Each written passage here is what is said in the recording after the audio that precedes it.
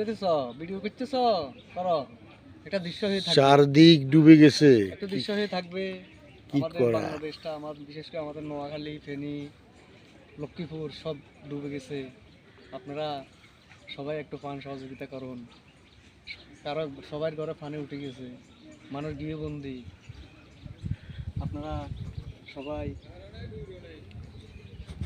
একটু তাদের দিকে নজর রাখবেন,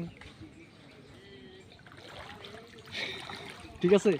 হ্যাঁ ঠিক আছে, অবশ্য সবাই সবার জন্য একটু দোয়া হইলেও করতে হবে। অবশ্যই অবশ্যই। দোয়া করা ছাড়া কোনো উপায় আছে?